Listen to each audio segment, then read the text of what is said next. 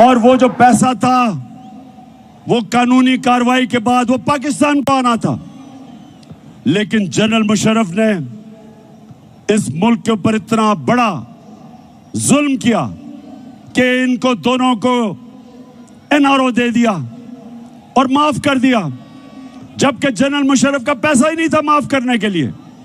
मेरी तरह के लोगों ने शोर मचाया कि कैसे आप माफ कर सकते हैं, पैसा तो कौम का था।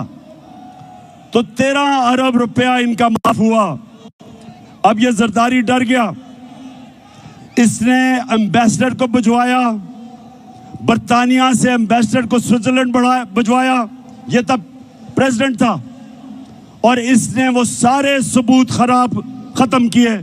जरा ये देखें, ये स्विट्जरलैंड में ये इंतहाई खुफिया और पुरस्कार ड्रामा जनेवा में उस वक्त मंजर-ए-आम पर आया जब पीर को सुबह 9 बजे वाजिद शमसुल हसन और नैब के सीनियर एहलकार दानिश्वर मलिक जनेवा में पाकिस्तानी हाई कमीशन की सिफारती कार में प्रोसिक्यूटर जनरल के दफ्तर पहुंचे। जराये के मुताबिक प्रोसिक्यूटर जनरल कई घंटों तक पाकिस्तानी हाई कमिश्नर और नैब के एहलकार को ये दस्तावेजात देने से मना करते रहे, क्योंकि इन दस्तावेजात को पाकिस्तानी सिफारत खाने की जानिब से कोई बाज़ाब्ता तौर पर वसूल नहीं कर रहा था। एनआरओ के बाद ये केस बंद कर दिए गए थे, मगर अब एनआरओ के खात्मे के बाद इस बात के मजबूत शवाहिद थे कि स्विस केस दोबारा खुल सकते हैं और ये शवाहिद पाकिस्तान की आला शख्सियत के खिलाफ इस्तेमाल हो सकते हैं।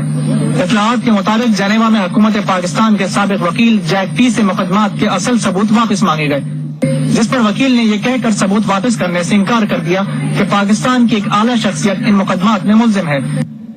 तो ये जब ये एनआरओ मिला, बर्तानिया से जरदारी ने एम्बेसडर को भेजा, तब ये सदर था, वो जिनीवा गया, उसने सारे सबूत जो आप देख रहे थे, सारे सबूत उठा के और 13 अरब रुपया जो कौम का चोरी हुआ था वो सारे सबूत खत्म कर दिए।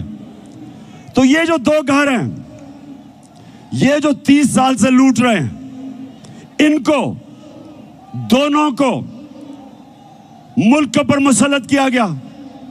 और ये जो दो घर हैं, ये पाकिस्तानियों गौर से सुन लें, ये 20 साल एक दूसरे को चोर कहते रहे। 20 साल जरदारी कहता था नवाज शरीफ चोर है और नवाज शरीफ कहता था जरदारी करप्ट है। 20 साल। और जब तहरीक इंसाफ की सुनामी आई, दोनों इकट्ठे हो गए, दोनों चोर मिल गए, और अब इनको हमारे ऊपर मुसल्लत किया गया। 4 महीने में सारी कौम देखो कि उन्होंने किया क्या हमारे साथ। और मैं अब आपसे जो सबसे संजीदा बात करना चाहता हूं वो ये, अब ये मुल्क को संभाल नहीं सक रहे, मुल्क के हालात बिगड़ते जा रहे हैं। IMF ने भी कह दिया है कि जब तक पाकिस्तान में सियासी इस्तेकाम नहीं होगा, मुल्क के हालात बिगड़ते जाएंगे, माशरत नीचे जाती रहेगी, बेरोजगारी बढ़ती जाएगी, महंगाई बढ़ती जाएगी, और पाकिस्तान में इंतशार का डर है, ये IMF कह रहा है। तो सवाल ये होता है कि ये दोनों क्यों इलेक्शंस करवाने से डरते हैं? क्योंकि सिर्फ इलेक्शन की वजह से मुल्क में इस्तेकाम आएगा सियासी। तो ये क्यों डरते हैं इलेक्शन से? ये डरते आपकी वजह से हैं। इनको पता है कि जब इलेक्शन हुआ इनका नाम और निशान मिट जाएगा। और इसलिए एक ये वजह है, और दूसरी बड़ी इंपॉर्टेंट वजह है, पाकिस्तानियों सुनो, दूसरी वजह यह है कि नवंबर में नया आर्मी चीफ आने वाला है, और ये दोनों जरदारी और नवाज शरीफ, इनकी पूरी कोशिश है कि ऐसा आर्मी चीफ आए जो ये अपना कोई फेवरेट लेके आए।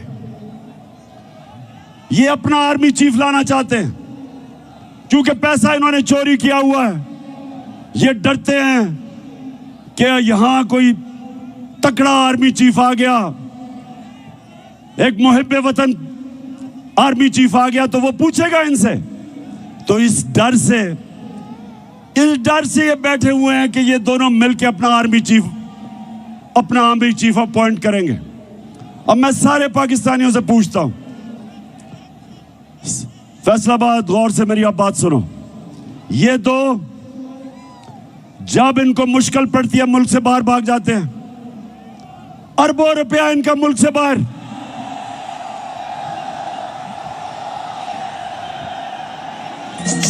कहती है ये राहे अमल।